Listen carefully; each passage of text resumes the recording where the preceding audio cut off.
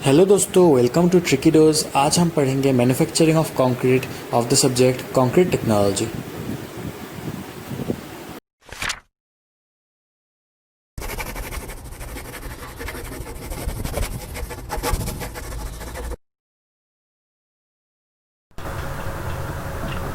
Hello everyone, हमने अब तक कंक्रीट टेक्नोलॉजी में सीमेंट पढ़ लिया, फिर एडमिक्सचर्स पढ़ा, एग्रीगेट पढ़ा और फिर हम देख रहे हैं manufacturing of cement. Manufacturing of cement में अब तक हमने क्या क्या देख लिया। मैन्युफैक्चरिंग ऑफ सीमेंट में हमने देख लिया सबसे पहले देखा बैचिंग,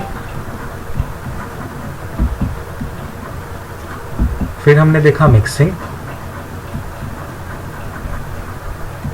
फिर हमने देखा क्या बैचिंग के बाद मिक्सिंग के बाद क्या करेंगे, कंक्रीट को ट्रांसपोर्ट करेंगे, तो हमने उसके बाद देखा ट्रांसपोर्टिंग,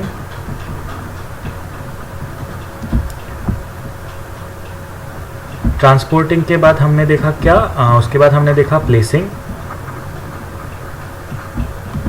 प्लेसिंग के बाद हमने देखा कॉम्पैक्टिंग, कॉम्पैक्टिंग के बाद अब हम देखेंगे उसके बाद और दो स्टेप्स है। उसके बाद का स्टेप है सिक्स्थ स्टेप, जो कि है वो है क्यूरिंग ऑफ कंक्रीट। तो अभी हम देखेंगे curing of concrete. Curing of concrete में क्या है, जो the process of preventing loss of water added for hydration and to maintain suitable temperature during concrete strength gain period is called curing. अभी for example आज zeroth day है, आज हमने casting कर दिया, मतलब कंक्रीट को प्लेस कर दिया। अब 0th डे से 28th डे तक हमें टाइम लग जाता है कंक्रीट को स्ट्रेंथ गेन करने में, और 28th डे की जो स्ट्रेंथ है उसको हम कॉम्प्रेसिव स्ट्रेंथ बोलते हैं कंक्रीट की। तो ये जो 0th डे से 28th डे का जो पीरियड है, इसमें स्ट्रेंथ गेन करेगा कंक्रीट, रैपिडली स्ट्रेंथ गेन करेगा। ऐसे तो strength gain concrete next 2 years तक ही करता रहता है, 56 डे में भी कुछ स्ट्रेंथ गेन होता है, 1 ईयर में भी स्ट्रेंथ गेन होता है। लेकिन हम लोग अपने स्टडी के पर्पस से 28th डे के स्ट्रेंथ को कॉम्प्रेसिव स्ट्रेंथ ऑफ कंक्रीट मानते हैं, उसको सफिशिएंट मानते हैं उस स्ट्रेंथ को। तो ये जो फेज़ है 0 से 7 डेज़, फिर 14 डेज़, फिर 21 डेज़, फिर 28 डेज़, ये फेज़ बहुत ही इंपॉर्टेंट है कंक्रीट के स्ट्रेंथ गेन पीरियड में। तो इसी को हम बोलते हैं कंक्रीट का स्ट्रेंथ गेन पीरियड, जिसमें हाइड्रेशन होता है और स्ट्रेंथ गेन करता है। इस पीरियड में हमें कंक्रीट को नेसेसरी कंडीशंस देना पड़ेगा हाइड्रेशन के लिए। वो नेसेसरी कंडीशंस क्या है, वो नेसेसरी कंडीशन है, एक तो हो गया वो टेम्परेचर होना चाहिए 27 से 28 डिग्री सेल्सियस के अराउंड, रूम टेम्परेचर जो कि है। एंड दूसरा कंडीशन है ह्यूमिडिटी होना चाहिए 90%। तो ये बहुत ही इंपॉर्टेंट है कंक्रीट के स्ट्रेंथ गेन पीरियड में हम इतना टेम्परेचर, इतना ह्यूमिडिटी मेंटेन करें, जिससे क्या होता है कि जिससे कंक्रीट आराम से स्ट्रेंथ गेन कर पाता है। ओके, तो इसके लिए हम क्या प्रोसेस करते हैं, क्यूरिंग में क्या करते हैं, the process of preventing loss of water added for hydration and to maintain suitable temperature during concrete strength gain period is called curing. तो ये वाटर का लॉस होने से, फॉर एग्जांपल ये कंक्रीट सरफेस है, कंक्रीट सरफेस से अगर ये वाटर इवेपोरेट हो गया, तो क्या होगा, तो हाइड्रेशन नहीं हो पाएगा अच्छे से, हाइड्रेशन अच्छे से नहीं हो पाएगा तो स्ट्रेंथ क्या हो जाएगा, स्ट्रेंथ रिड्यूस हो जाएगा।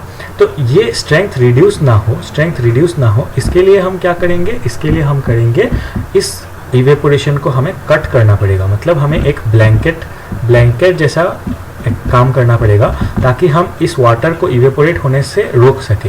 यहाँ पे अगर हम एक कुछ barrier they they between the concrete and atmosphere, तो यहाँ पे जो वाटर है वो कंक्रीट के अंदर रहेगा, तो हाइड्रेशन नॉर्मल प्रोसेस से चलेगा।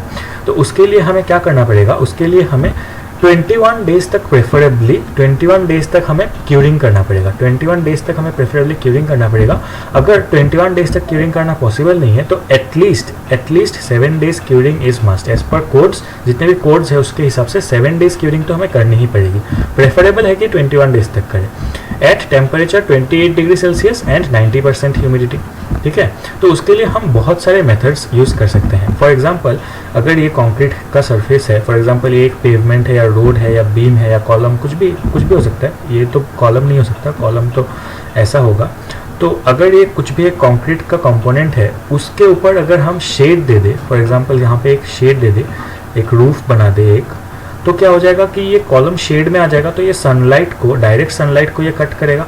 फॉर एग्जांपल ये सन है, तो यहाँ पे जो डायरेक्ट सनलाइट है वो कंक्रीट सरफेस पे नहीं गिरेगी। सेम यहाँ पे भी हम एक शेड अगर बना दे, इसके लिए अगर हम एक शेड बना दे, टीन या एस्बेस्टस शीट से हम अगर शेड बना दे कंक्रीट के लिए, तो यहाँ पे भी सनलाइट रुक जाएगी। सनलाइट रुक जाएगी तो क्या होगा, इवेपोरेशन प्रोसेस स्लो हो जाएगा। तो रिड्यूस इवेपोरेशन, अगर इवेपोरेशन प्रोसेस ही स्लो हो गया, इवेपोरेशन का जो प्रोसेस है वो अगर स्लो हो गया तो क्या होगा, तो हमारा कंक्रीट में से वाटर लॉस नहीं होगा। तो इसको बोलते हैं shading of concrete surface to reduce evaporation. ये कर सकते हैं हम। लेकिन इससे ज़्यादा पॉपुलर एक मेथड है, वो है wet gunny bags over concrete, जो कि पेवमेंट सरफेस में हम करते हैं। पेवमेंट सरफेस में हम क्या करते हैं, पेवमेंट सरफेस को हम कवर कर देते हैं वेट गनी बैग्स से। ऐसे वेट गनी बैग्स जो आपने देखे होंगे, ब्राउन कलर के जो बैग्स होते हैं, उस बैग्स को हम भिगो के, पानी से भिगो के उसको कंक्रीट सरफेस में अगर हम रख देंगे तो क्या होगा कि कंक्रीट सरफेस में ये ह्यूमिडिटी 90% के अराउंड हो जाएगा, टेम्परेचर भी कूल कर देगा वो, और वो इवेपोरेशन को भी रोक देगा। तो इससे क्या होगा, क्यूरिंग हो जाएगा। तीसरा मेथड है, ये दो मेथड्स हमने देख लिए। तीसरा मेथड है हम स्प्रिंकलिंग वाटर, मतलब ये कॉलम है, कॉलम में हम लोग एक पाइप से अगर हम वाटर स्प्रिंकल कर दे, तो ये water sprinkle time to time करते रहना होगा, सुबह एक बार, दोपहर को एक बार, थोड़ी देर बाद हमें वाटर स्प्रिंकल करना पड़ेगा रोज फॉर 7 days एटलीस्ट, और प्रेफरेबली फॉर 21 days हमें वाटर स्प्रिंकल करके इसके ऊपर पानी देना होगा, ताकि जो हाइड्रेशन वाला वाटर है वो चला ना जाए। अगर वो चला भी जाए तो ये हम क्यूरिंग करेंगे तो उसका पानी से वो हाइड्रेट हो जाएगा। नेक्स्ट है पॉन्डिंग ओवर कंक्रीट सरफेस। ये कंक्रीट स्लैब्स में किया जाता है। ये अगर फॉर एग्जांपल ये एक स्लैब है, तो स्लैब में हम क्या करते हैं, पॉन्ड जैसा एक क्रिएट करते हैं। थोड़ा सा स्लैब में ऐसे एक बैरियर बना देते हैं। बैरियर बनाने के बाद यहाँ पे हम पानी डाल देते हैं, तो ये क्या होता है, एक छोटा सा पॉन्ड बन जाता है। तो ये पानी क्या करता है, इवेपोरेशन को रोक देता है और हाइड्रेशन में जितना पानी चाहिए वो कंक्रीट को प्रोवाइड कर देता है। नेक्स्ट है इंफ्रारेड और स्टीम क्यूरिंग। इससे क्या होता है, हम लोग रेट ऑफ हाइड्रेशन को हम लोग इंक्रीज कर देते हैं। स्टीम से और इंफ्रारेड से हम लोग रेट ऑफ हाइड्रेशन को इंक्रीज कर देते हैं। कोल्ड एरियाज, स्नो, जहाँ पे स्नो गिरता है या फिर जो कोल्ड एरियाज हैं, वहाँ पे ये सब पानी छिड़कना ये सब काम नहीं करेगा, because water becomes ice there. So वहाँ पे हमें इंफ्रारेड क्यूरिंग कोल्ड कंट्रीज में या फिर स्टीम क्यूरिंग करनी पड़ेगी। Another example of curing is curing compounds. हम लोग कुछ केमिकल्स यूज कर सकते हैं, जैसे लिंसीड ऑयल हो गया, बिटुमेन हो गया, वैक्स हो गया। ये केमिकल्स क्या करती हैं, सोडियम सिलिकेट, ये केमिकल्स क्या करती हैं, क्यूरिंग करती हैं, मतलब लॉस ऑफ वाटर को नहीं होने देती। लेकिन इस केमिकल्स को यूज करने में एक प्रॉब्लम है कि कंक्रीट का स्ट्रेंथ को भी ये रिड्यूस कर देती है। अगर हम केमिकल्स यूज करेंगे तो कंक्रीट का स्ट्रेंथ भी रिड्यूस हो जाएगा। तो इसमें एक कैच है कि अगर हाँ, या तो तुम कंक्रीट का स्ट्रेंथ थोड़ा सा पहले से ही डिजाइन में ज़्यादा रखो।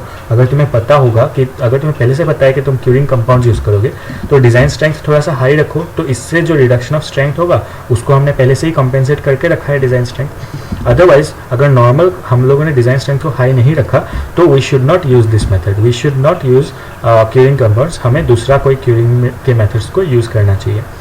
तो क्यूरिंग हो गया। अभी लास्ट स्टेप, बहुत ही सिंपल स्टेप, उससे पहले हम देख लेते हैं कि क्यूरिंग के कुछ फोटोज। फॉर एग्जांपल ये है गनी बैग्स वाला मेथड। ये एक कॉलम है, दिस इज अ कॉलम। इस कॉलम में कंक्रीट न्यूली कास्ट किया गया है, तो इसमें ये वेट गनी बैग्स डाला गया है, और इसमें इस कॉलम में ये इंसान इस कॉलम में पानी छिड़क रहा है, स्प्रिंकलिंग ऑफ वाटर, ये अनदर मेथड ऑफ क्यूरिंग। और ये थर्ड जो मेथड है इसमें है स्लैब में हमने क्या किया, स्लैब में हमने ये किया पॉन्डिंग। तो ये एक पॉन्ड जैसा बना दिया, तो इसको पॉन्डिंग मेथड बोलते हैं ऑफ क्यूरिंग, और उसमें पानी डाल दिया। तो these are some methods of curing हमने देखा। अभी हम लास्ट स्टेप देखेंगे जो कि है फिनिशिंग। फिनिशिंग मतलब क्या, फिनिशिंग मतलब द लेवलिंग और smoothening of concrete surface is termed as finishing. अभी हमने कंक्रीट कास्ट कर दिया, लेकिन जो कंक्रीट का आउटर सरफेस है, कंक्रीट का आउटर सरफेस बहुत ही रफ दिखेगा हमें। कंक्रीट कास्ट करने के बाद कंक्रीट का आउटर सरफेस हमें रफ दिखेगा, तो उसको स्मूथ करना पड़ेगा हमें। ऐसा रफ दिखेगा ये आउटर सरफेस, हमें एग्रीगेट्स भी दिख सकते हैं, तो इसको हमें स्मूथ करना होगा। तो हम क्या करेंगे, एक प्लास्टर से हम क्या करेंगे, इसको स्मूथ कर देंगे पूरा। तो इसको ब्रश से हम लोग स्मूथ कर सकते हैं, या दूसरे भी स्मूदनिंग टूल्स होते हैं, लेवलिंग टूल्स होते हैं, ब्रश से भी स्मूथ कर सकते हैं, तो उससे हम स्मूथ कर देंगे। तो ये हो गया फिनिशिंग ऑफ कंक्रीट। तो हमने सारे इंपॉर्टेंट जो स्टेप्स है, मतलब मेन जो सारे स्टेप्स है वो हमने देख लिए। वो थे सबसे पहले बैचिंग, फिर मिक्सिंग, फिर ट्रांसपोर्टिंग, फिर प्लेसिंग, फिर कॉम्पैक्शन, फिर क्यूरिंग, और लास्ट में जो 7th स्टेप है वो है फिनिशिंग ऑफ कंक्रीट। तो इससे ये चैप्टर खत्म होता है मैन्युफैक्चरिंग ऑफ कंक्रीट। अगले क्लासेस, अगले कुछ लेक्चर्स में मैं रिवीजन कराऊंगा जो कंक्रीट टेक्नोलॉजी में अब तक हमने जो देखा है।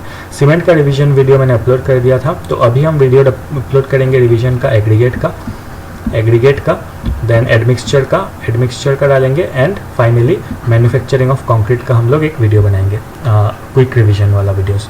उनमें बहुत क्विकली मैं सारे ट्रिक्स और वीडियोस डाल दूंगा जिसमें क्विकली हम रिवाइज कर सकेंगे। So keep following Trickydose and subscribe to our channel.